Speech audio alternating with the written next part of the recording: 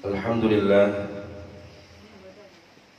alhamdulillahilladzi bi ni'matihi tatimmu shalihat wa bi fadlihi tanazzalu rahmat. Ahmaduhu subhanahu wa ta'ala wa ashkuruhu wa asyara 'ala al-a'yad wa afada 'alaina bis-surur wa nawwara qulubal mu'minina bit-taqwa wal hubur.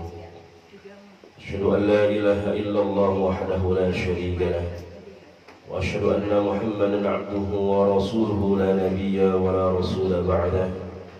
Allahumma salli wa sallim wa karrim wa 'azzim wa barik ala Muhammadin sallallahu alaihi wasallam wa ala alihi wa sahbihi wa man tabi'ahum bi ihsanin ila yaumiddin. Subhanaka la 'ilma lana illa ma 'allamtana innaka antal 'alimul hakim. Allahumma anfa'na bima 'allamtana wa 'allimna ma yanfa'una warzuqna 'uluman tanfa'una fid dunya wal akhirah.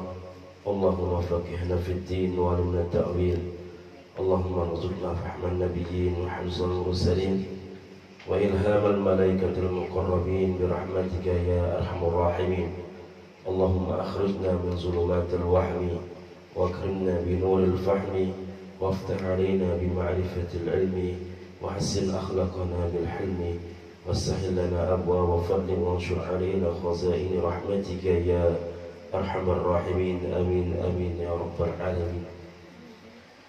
Alhamdulillah, hadratul mukarramin wal muhtaramah yang sama-sama kami hormati, para jamaah semua, bil khusus yaitu sahibul majlis, sahibul muassasah, Bapak Dr.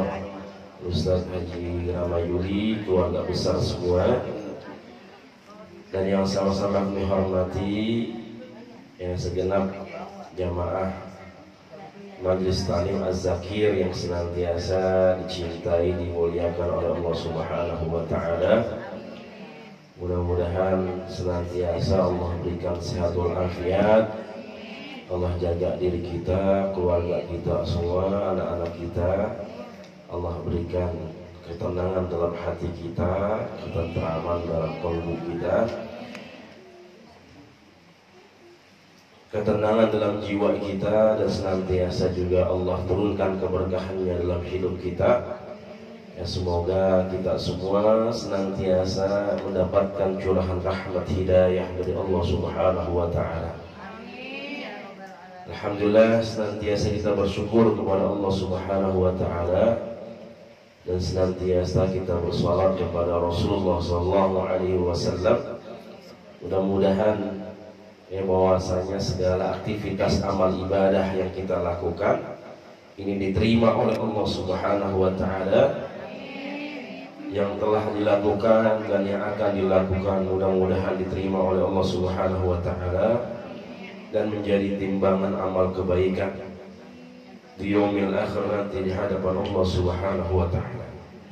Ya, di hari di mana tidak ada lagi manfaat harta, manfaat usia, manfaat keluarga, anak keturunan, kecuali semua itu yang digunakan di jalan Allah Subhanahu wa ta'ala. Yang punya harta digunakan di jalan Allah, didapatkan dengan cara yang diperintahkan oleh Allah. Punya jabatan kedudukan digunakan untuk menolong agama Allah.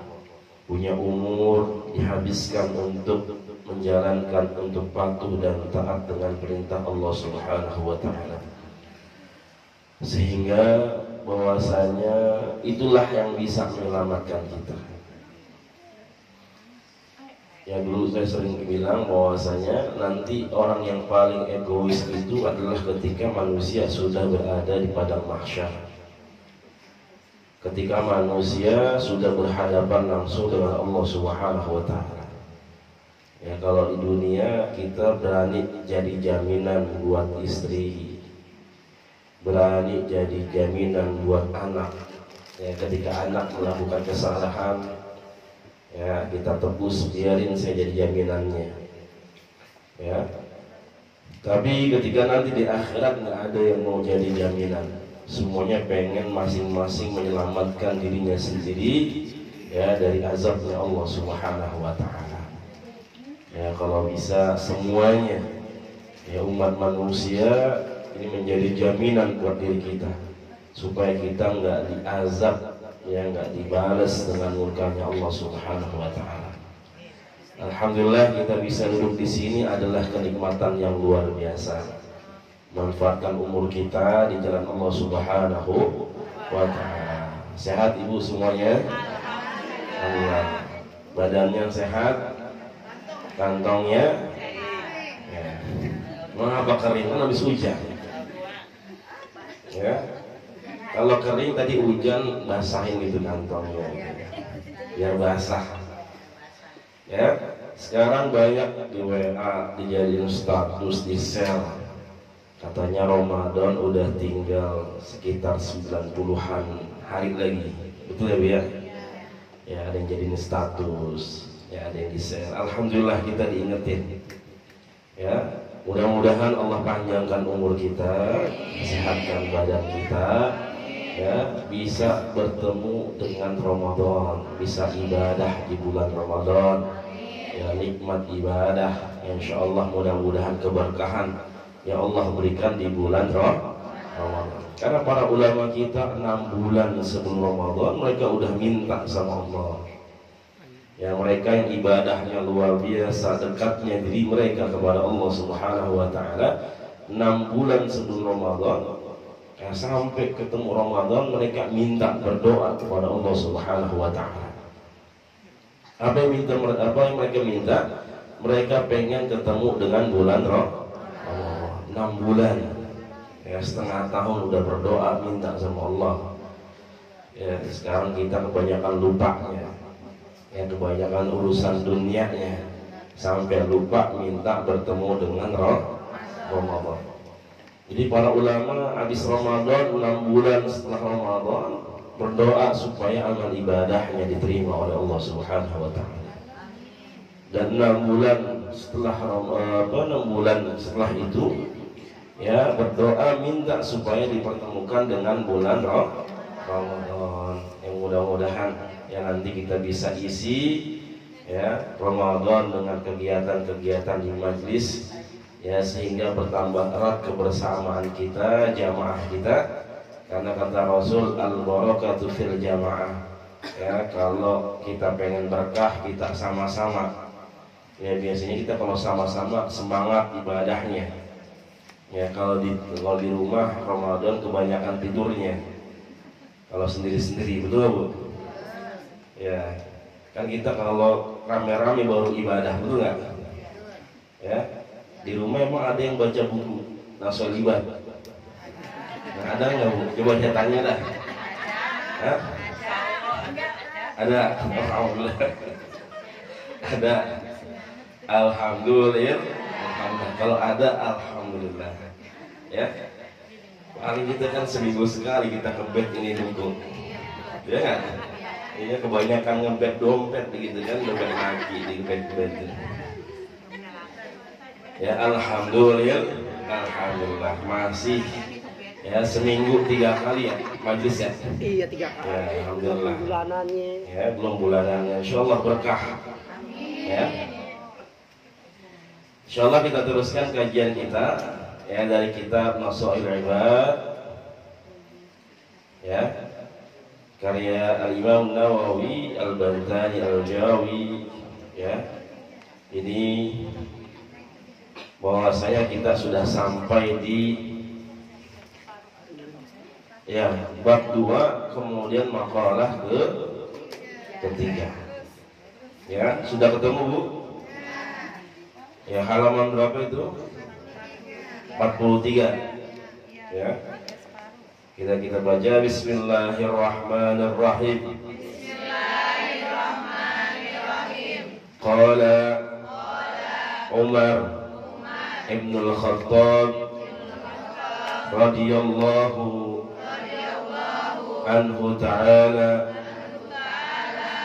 husnu at-tawaddudi ilan nasi nisful aqli wa husnu as-su'ali nisful ilmi wa husnu at-tadbiri nisfu al-ma'ishati. Ya. Jadi di sini judulnya adalah ya 3 separuh. Ya, bukan separuh 3. Tapi 3 separuh. Jadi ada 3 biji, ya. Ada 3 buah, kemudian jumlahnya separuh-separuh. Tahu nggak Bu separuh? Paham nggak? Ya, sebelah, setengah, ya sepongge gitu ya. Ya, paham orang sepongge? Ya, ya itu separuh, ya. Separuh. Kalau bahasa Arabnya nisfu, ya setengah itu nisfu. Makanya yang nisfu Sya'ban bilangnya nisfu Sya'ban karena pertengahan bulan Sya'ban. Nisfu. Ya, kalau semua jami'un, bahasanya semua itu jami'un. Ya, boleh satu orang baca biar dibaca bahasa Indonesianya biar semua memperhatikan. Saya mau baca. Lihat. Silakan dulu. Bismillahirrahmanirrahim. Bab 3 separuh. Umar bin Khattab radhiyallahu anhu berkata, husnut tawadudi ilan nasi nisful aqli wa husnus su'ali nisful ilmi wa husnut takbiri nisful ma'isati. Artinya, sikap sayang terhadap sesama manusia adalah separuh kecerdasan. Kedua, pertanyaan yang baik adalah separuh ilmu. Ketiga, manajemen yang baik adalah separuh penghidupan. Sebagaimana pula diriwayatkan oleh Ibnu Hibban, At-Tabrani dan Al-Baihaqi dari Jabir bin Abdullah bahwa Nabi Shallallahu Alaihi Wasallam bersabda, bersikap lemah lembut kepada manusia merupakan sedekah. Sikap lembut baik berupa perkataan maupun perbuatan akan dibalas dengan pahala yang setara pahala sedekah. Adapun di antara sikap lemah lembut Nabi Shallallahu Alaihi Wasallam adalah beliau tidak pernah mencela makanan, tidak pernah membentak pelayan atau khodim, dan tidak pula memukul perempuan. Ya, subhanallah. Jadi di sini ada 3 separuh, ya. Yang pertama, husnul tawaddudi ilan nasi nisful aqli. Ya, husnu itu baik, at-tawaddud itu kasih sayang. Ya, tawaddud itu cinta, kasih sayang. Ya. Ilan nasi kepada manusia. Nisfun separuh al-aqli, ya dari kecerdasan. Akal itu akal sebenarnya, ya. Tapi di sini tafsirkan, ya karena dirangkai dengan kalimat-kalimat sebelumnya, maka diartikan sebagai kecerdasan. Orang yang berakal. Ya, orang kalau sudah menggunakan akalnya berarti dia orang cerdas, karena akal digunakan untuk yang baik-baik. Ya, berarti dia cerdas. Ya, separuh yang pertama, orang yang berbuat baik ya kepada orang lain itu adalah separuh dari kecerdasan. Ya. Kenapa separuh dari kecerdasan? Karena separuhnya lagi adalah kewajiban kita hablum minallah. Kita gunakan untuk membangun hubungan baik kita kepada Allah Subhanahu wa taala. Ya. Jadi kalau udah setengah berarti imbang, 50-50. Ya. Yang namanya separuh itu berarti imbang, 50-50, setengah-setengah. Tinggal kita ngelengkapin ya setengahnya. Artinya kalau kita udah bisa berbuat baik kepada manusia, maka kita sudah mendapatkan separuh pahala dari Allah Subhanahu wa taala. Tinggal kita berbuat baik, membangun hubungan baik kepada Allah. Hablum minallah. Ya, karena kehidupan kita bukan hanya saja antara diri kita kepada Allah, tapi bagaimana manusia sebagai makhluk sosial. Ya, makhluk sosial kita ini semua adalah makhluk sosial. Ya, dalam ilmu sosiologi bahasa Arab dikatakan al-insanu khulqun tabi'iyun bit-taba', bahwa manusia ini sejatinya adalah makhluk sosial. Ya, makhluk sosial, mereka yang dalam kehidupannya ini pasti butuh sama orang, membutuhkan orang lain. Ya, ketika kita lahir aja kita masih butuh sama orang. Ya, ibu kita masih butuh sama orang. Sampai kita meninggal kita masih butuh sama orang. Nggak ada mayat nguburin dirinya sendiri gitu kan.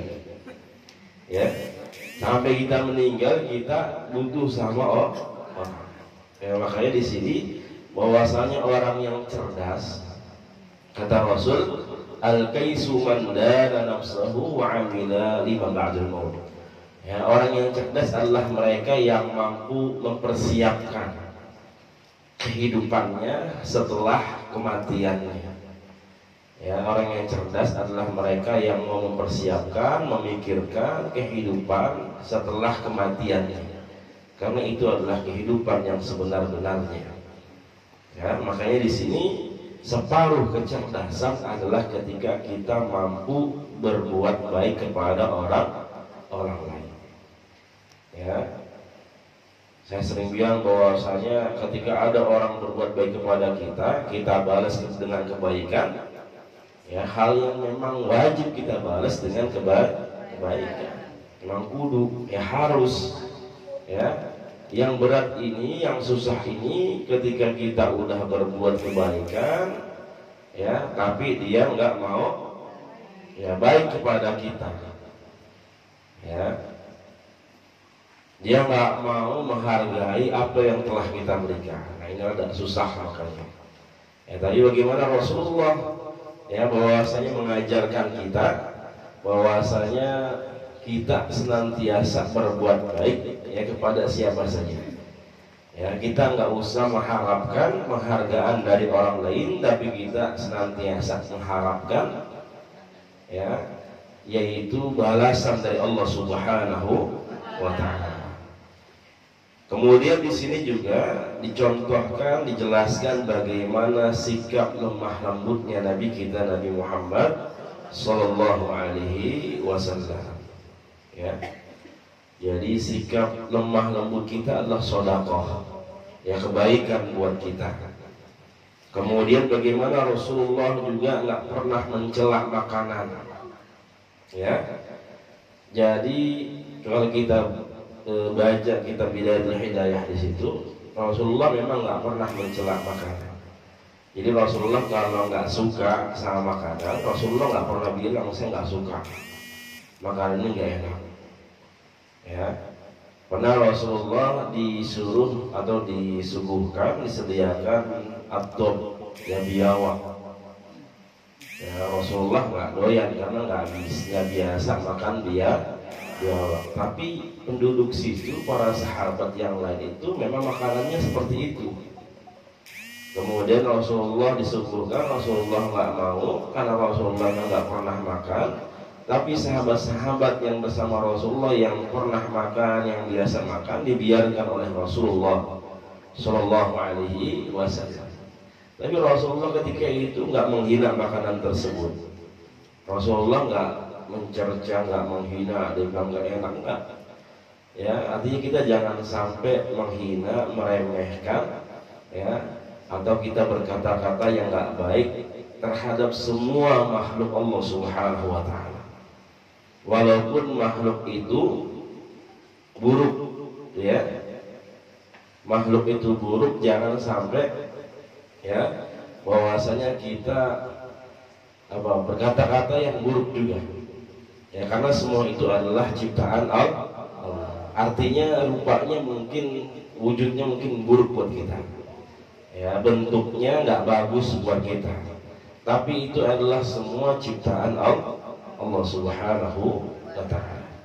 Nah, jadi nggak boleh menghina makanan, apalagi kalau sekarang di zaman kita ini makanan namanya aneh-aneh, ya ada sambal setan, ya ada apa tuh soto kuntilanak, ada apa lagi Bu?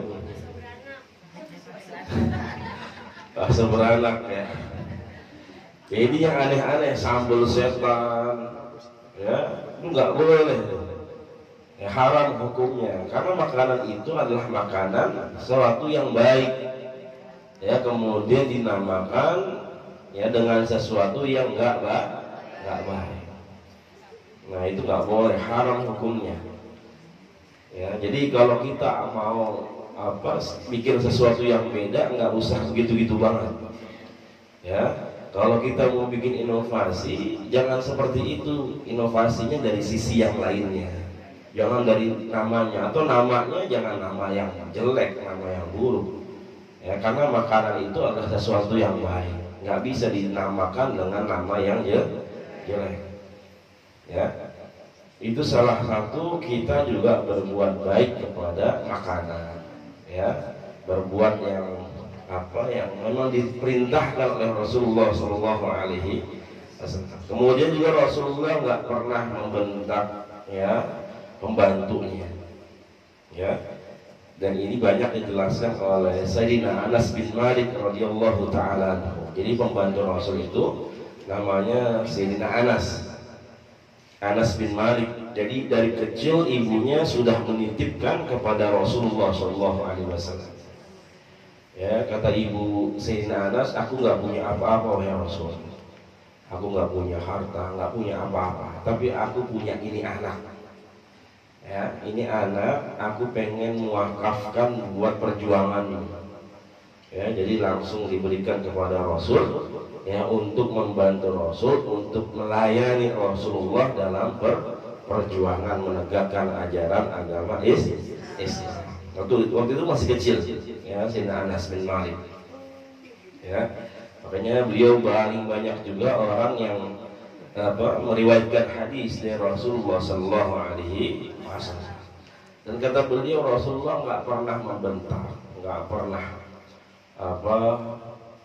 berkata-kata yang kasar, nggak pernah berbuat yang kasar. Bahkan Rasulullah SAW itu mengajarkan, ya kalau kita punya budak, ya itu kalau kita makan, maka makanan budak itu sama seperti apa yang kita makan.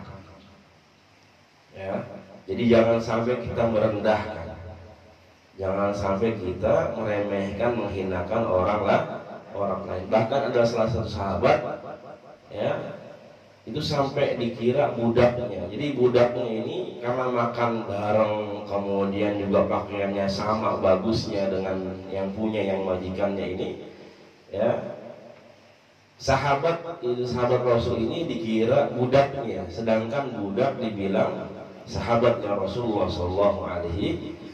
Sampai seperti itunya. Ya, kalau terkadang kalau kita sekarang yang terjadi dalam kehidupan kita, ya bahwasanya pembantu ya nggak langsung dibayarin gajinya, ya bisa sampai sebulan lebih, ya telat, ya majikan ini bayar gajinya. Bahwasanya Rasulullah yang mengharamkan kita menunda-nunda hak orang lain. Jangan sampai para pekerja ini ya belum dibayarkan gajinya padahal keringatnya sudah kering. Ya. Kemudian nggak boleh memukul perempuan, ya tidak memukul perempuan, ya kecuali memang buat tarbiyah, ya. Tarbiyahnya artinya memukulnya juga nggak kasar. Ya.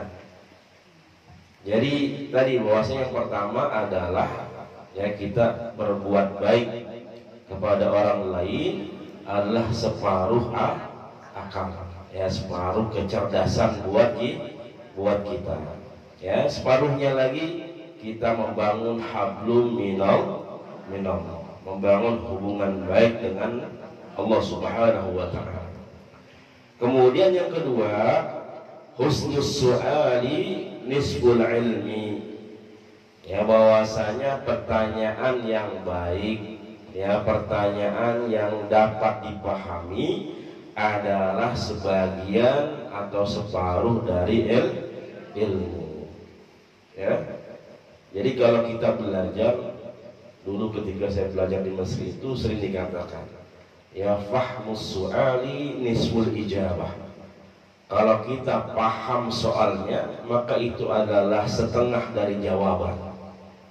Ya, kita kudu paham dulu soalnya, dan kita juga ya kudu benar bikin soalnya, bikin pertanyaannya supaya mudah dipahami. Ya, jadi kalau sudah paham soalnya, paham pertanyaannya, maka separuhnya lagi adalah jawabannya. Ya, karena ketika kita sudah paham soal, ya, paham dengan pertanyaannya, maka kita sudah mendapatkan nilai setengah. Artinya kita sudah bisa menjawab. Ya, tinggal bagaimana nanti jawaban kita. Ya, jadi husnus su'al nisful ilm. Ya, bahwasanya setengah ya dari ilmu itu adalah bagaimana kita bisa membuat pertanyaan yang baik atau kita paham dengan pertanyaan. Ya, makanya sebenarnya kalau ibu di dalam majelis bertanya, bukan berarti ibu nggak ngerti. Ya, sebenarnya ibu ngerti, cuma ibu pengen memantapkan pengetahuan ibu. Ya, menambah pengetahuan yang tadi habis dijelaskan. Ya. Dan pertanyaan ini adalah salah satu thariqatut tadris. Pertanyaan itu adalah salah satu cara metode dalam belajar mengajar. Ya. Makanya dalam Al-Quran itu kan banyak Allah bertanya, Al-Qari'ah mal qari'ah wa ma adraka mal qari'ah. Allah bertanya, Allah menjelaskan, Al-Qari'ah, apa itu Al-Qari'ah? Mal qari'ah wa ma adraka mal qari'ah. Tahukah kamu apa itu Al-Qari'ah? Nah, baru habis itu Allah menjelaskan, yauma yakunun nasu kal farasil amsus wa takunul jibalu kal, ya, dan seterusnya. Ya, Al-Qari'ah. Kemudian banyak yang lain. Ya, misalkan Al-Qadar. Ya. Wa ma adraka mal Lailatul Qadar. Ya. Allah bertanya, tahu enggak kalian tentang yang namanya Lailatul Qadar? Nah, setelah itu Allah baru jelaskan, Lailatul Qadri khairun min alfi syahr. Tanazzalul malaikatu war-ruhu fiha bi'idni rabbihim min kulli amrin salam. Salamun hiya hatta matla'il fajr. Ya. Jadi kenapa ada pertanyaan? Jadi supaya kita, ini otak kita supaya konsentrasi. Otak kita supaya diajak mikir dulu. Makanya kalau kita sudah paham pertanyaannya, berarti sudah setengah dari jawaban tersebut. Tinggal ngelengkapin, ya. Tinggal ngelengkapin dengan jawaban yang akan kita jawab. Ya, makanya ibu kalau mau ngajarin anaknya, ya, supaya efektif itu, ya, suruh baca dulu. Ya. Atau nggak usah dibaca, langsung kasih pertanyaan. Ya, kalau sesuatu yang baru mungkin baca dulu biar dia baca, ya. Kemudian nanti sebelum ibu jelasin ke anak-anaknya, kasih pertanyaan dulu. Jangan langsung dijelasin. Kalau habis baca, kemudian ibu suruh langsung kemudian ibu jelasin, dia baca ini udah selesai. Kemudian ibu jelasin, ini otak anak ini bakal kemana-mana. Dia nggak konsentrasi. Ya, dia mikirin temennya, ntar ngajak main, ya, dia mau jajan apa, kemudian tadi duit di tas masih ada, ya, emaknya mah nyerocos baik, ya anaknya pikirannya kemana-mana. Tapi kalau dia habis baca, kemudian ibu kasih pertanyaan, misalkan tentang sejarah Rasulullah SAW, ya tanya siapa saja, ya Khulafaur Rasyidin, ya, atau siapa saja, ya orang-orang yang dijamin masuk surga. Nah itu dia bakal mikir tuh, ya dia bakal mikir, dia bakal konsentrasi. Ya, ketika dia jawab, misalkan salah, ya ibu benerin, itu dia bakal inget nanti. Ya, ketika ujian, oh dulu saya pernah sama ibu diajarin, ditanya, jawabnya salah, berarti bukan itu. Ya, dia tahu, ya karena membekas tuh, pernah dia jawab, kemudian disalahin. Nah, bukan itu tuh. Dia ingat tuh apa yang dijelaskan oleh ibunya. Ya, jadi soal itu, pertanyaan itu adalah salah satu metode pembelajaran yang memang ya dicontohkan, langsung diajarkan oleh Allah dan Nabi kita Nabi Muhammad Sallallahu Alaihi Wasallam. Ya. Dan Rasulullah juga begitu. Rasulullah juga sering bertanya kepada para sahabatnya. Kata Rasul, atadruna manil muflis? Tahu nggak kalian orang-orang yang muflis, orang-orang yang bangkrut? Ditanya para sahabat. Kemudian para sahabat menjawab, al-muflisu man la dirhama wa la mata'. Kata para sahabat, orang yang bangkrut itu orang yang nggak punya harta benda, nggak punya uang, nggak punya harta benda. Kemudian kata Rasul, bukan seperti itu. Ya, orang yang bangkrut kata Rasul, baru setelah itu Rasul menjelaskan, orang yang bangkrut adalah orang yang punya pahala sholat. Ya, wa may ya'ti yaumal qiyamah bi sholatin wa zakatin wa shaumin wa hajjin walakin syatama hadza wa akhadha mala hadza wa daraba hadza, ya, wa qatala hadza. Bahwasanya orang yang bangkrut, dia datang menghadap Allah nanti di padang mahsyar, ya, punya pahala sholat, punya puasa, ya, umroh, haji, sedekah. Tapi ini orang suka memfitnah saudaranya, dia suka ya gibahin saudaranya, dia suka ngambil harta saudaranya. Maka nanti ya dosa-dosa mereka itu ya diambil buat kita. Ya, orang yang suka zolimin ketika di dunia, pahala kita diambil buat mereka, kemudian dosa kita ya dikasih buat kita semua. Nauzubillahi min dzalik. Itulah orang-orang yang bangkrut yang dijelaskan oleh Rasulullah Sallallahu Alaihi Wasallam. Ya, jadi kita bikin pertanyaan. Ya, makanya ada orang misalkan setelah majelis dia bertanya, ya, padahal sebenarnya dia udah tahu, cuman dia bertanya supaya yang lain juga tahu. Tapi pertanyaannya bukan untuk menjatuhkan, ya, bukan mendebat ustadznya, pengajar, jangan. Ya, sebenarnya dia tahu, dia bertanya supaya yang lain juga mereka bisa tahu, bisa mengerti. Ya, jadi pertanyaannya mentang-mentang dia udah tahu, kemudian dia mendebat ustadznya, jangan. Ya, kalau di tempat umum seperti ini jangan. Ya, walaupun ilmu kita tinggi, pemahaman kita bagus, jangan. Ya, kalau ada sesuatu yang nggak serap, ngomongin di belakang. Ya, bilang sama ustadznya begini-gini. Apa silahkan. Ya, tapi jangan di depan karena bukan tempatnya. Kecuali memang ranahnya ranah berdebat, dialog, silahkan. Ya, tapi ketika taklim seperti ini ada yang mengganjil, silahkan, jangan ketika ada majlis. Ya, setelah majlis baru ketemu. Ya. Kemudian yang ketiga, wa husnut tadbir nisful ma'isyah. Ya, bahwasanya husnul tadbir, Ya, kebaikan takdir dalam manajemen, dalam mengatur itu adalah nisbu setengah dari al-ma'isyah, yaitu kehidupan. Artinya kalau manajemen kita bagus, insya Allah nanti aplikasinya, penerapannya juga bagus.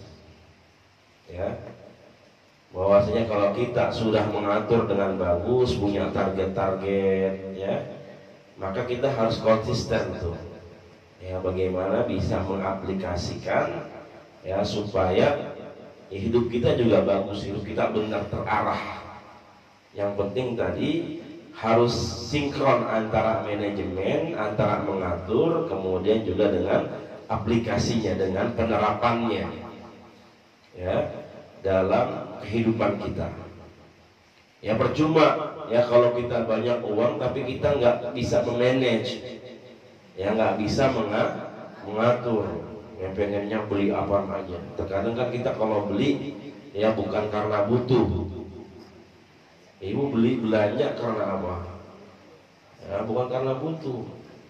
Ya karena ya pengen. Padahal kagak butuh. Ya. Ke pasar mana tuh? Harion misalkan, niatnya pengen beli baju anak. Ya, tapi ketika ngeliat baju anak mah agak kebeli. Ya, yang beli baju emaknya. Ya. Nah itu kudu di manage, ya begitu juga manajemen waktu, manajemen segalanya. Ya sama seperti kita, ya bahwasanya kalau kita wa'tasimu bihablillahi jami'an wala tafarraqu, kita berpegang teguh dengan tali agama Allah, kita bersatu. Tapi kalau sekedar bersatu doang, nggak ada di manage, nggak ada diatur, nggak ada yang mengatur, percuma. Bagaikan buih di lautan. Ya, makanya dikatakan bahwasanya kemungkaran, suatu kemaksiatan itu bisa menang ya dengan kebatilan karena di manage, diatur. Ya, jadi kemungkaran, kebatilan itu bisa gimana? Jadi kemungkaran, kemaksiatan yang di manage itu bisa mengalahkan kebenaran yang tidak termanage, yang tidak teratur. Ya, bahwasanya kemungkaran, kemaksiatan yang diatur rapi, ya itu bisa mengalahkan kebaikan yang tidak diatur dengan rapi. Ya, bahwasanya ketika ada kemaksiatan, ya diatur dengan rapi, udah dikuasain misalkan RT-nya, kemudian juga penguasa wilayahnya, tokoh-tokohnya, ya. Tapi kebaikan masih mementingkan dirinya sendiri, individu yang nggak mau bersatu. Ketika disuruh bersatu juga nggak mau diatur. Ya, makanya orang Islam itu bukan sekedar bersatu, tapi kata Al-Quran, kalbunyanil marsus, bagaikan bangunan yang kokoh. Ya, bangunan yang kokoh kan dia dibangun secara teratur, ya dibangun dengan cara yang baik, ya dengan perhitungan yang baik. Jadinya bahwasanya perkumpulan kita bukan sekedar perkumpulan yang nggak ada manfaatnya, tapi bagaimana perkumpulan kita ini harus punya manfaat, sehingga harus diatur kegiatan. Sama kita punya majelis, bukan sekedar buat ngumpul, ya buat temu kangen, enggak, tapi bagaimana dari perkumpulan kita ini di manage. Ya ada jadwal majelisnya, ya kemudian misalkan ada jadwal piketnya, ya kemudian juga nanti ada santunan sosialnya, ya ketika ada yang sakit misalkan kita jenguk rame-rame. Nah seperti itu ya harus di manage. Ya makanya kalau kita sudah bisa memanage hidup dengan baik, maka itu adalah separuh dari kehidupan kita. Ya, separuh dari kehidupan. Separuhnya lagi apa? Tinggal aplikasinya. Kan kalau manage itu kan mengatur. Ya, ibu punya uang nih, punya penghasilan, di manage dulu. Ya, diatur dulu. Ya, ada penghasilan segini, ada gaji segini, punya utang segini. Ya, harus bayar tagihan segini, kebutuhan segini. Nah, itu ketika diatur, kemudian ketika kita berikan, ya harus bayar utang, kita kasih ke orang. Ya, ketika ada tagihan kita bayar tagihannya. Itu namanya pengamalannya, ya, implementasinya. Ya, sehingga tadi sesuai dengan targetnya. Kalau nggak di manage, ya, kalau nggak ditarget, nggak diatur, ya, ketika ada gaji, ada duit dipakai seenaknya, ya udah, ya utang kalau bayar, ya, ya nggak Bu? Iya, duit udah habis buat jajan, ya, buat apa lagi tuh? Buat beli kuota. Gitu kan, ya, jadi nggak teratur, ya, duit habis, kemudian utang nggak kebayar, kemudian juga tagihan juga kagak kebayar. Lagi tadi karena kita yang mengkonsumsi sesuatu karena hawa nafsu, karena pengennya doang, ya, bukan karena butuh, ya. Jadi husnul tadbir nisful ma'isyah. Ya, bahwasanya manajemen yang baik adalah setengah dari kehidupan. Ya, bahwasanya kehidupan kita bisa baik kalau tadi pengaturannya, manajemennya baik, kemudian pelaksanaannya juga baik. Jangan sudah di manage tapi kita semaunya. Nah, ini juga salah. Ya, kita nggak mau ikut aturan tadi yang sudah dibuat. Ya, kita nggak mau ikut aturan yang sudah dibuat, di manage tadi. Maka harus sinkron supaya kita dapat setengahnya juga, ya. Maka kita harus ikut aturannya, ya. Begitulah Nabi kita, Nabi Muhammad Sallallahu Alaihi Wasallam mengajarkan kita, ya, bahwasanya kita punya harta harus di manage, ada sedekahnya, ada infaknya, ya. Begitu juga kita punya umur, ya, bagaimana umur kita ini harus digunakan dengan sebaik-baiknya. Ya, masa muda di manage, ya.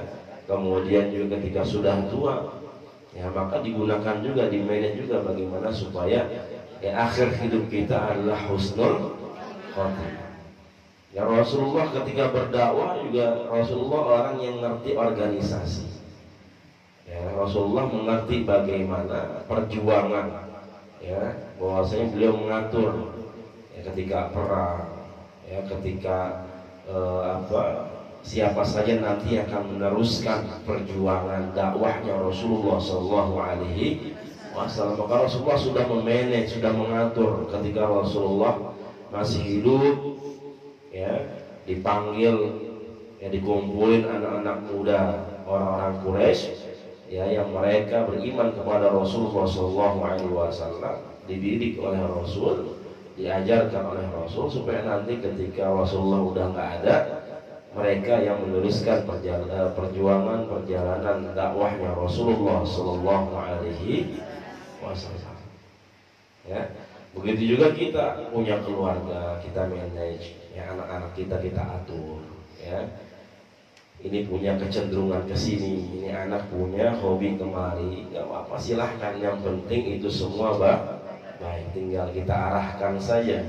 Ya, mudah-mudahan juga rizkinya juga ada, amin ya rabbal alamin. Ya, silahkan dimana, silahkan. Ya, yang penting tadi semuanya adalah kebaikan. Kita atur bagaimana mereka bisa mendapatkan cita-cita mereka dan tidak lepas dari nilai-nilai agama. Makanya Rasul, ya, dari kecil kita diperintahkan untuk, ya, ngajarin sholat, ya, untuk mendidiknya sholat. Karena kalau udah besar susah disuruh buat sholat. Ya, kalau udah besar akan susah dibengkokin. Kalau masih kecil kan gampang diarahin. Ya, jadi seperti itu. Jadi di manage dari awal, ya supaya nanti kita nggak menyesal ya. Jadi tiga yang separuh bahwasanya yang pertama ya, kita baik sama orang adalah separuh dari kecerdasan kita ya, tinggal dilengkapi dengan separuhnya ya, kita berbuat baik kepada Allah Subhanahu wa ta'ala, kemudian kita berbuat baik kepada manusia, bahkan seluruh makhluknya Allah Subhanahu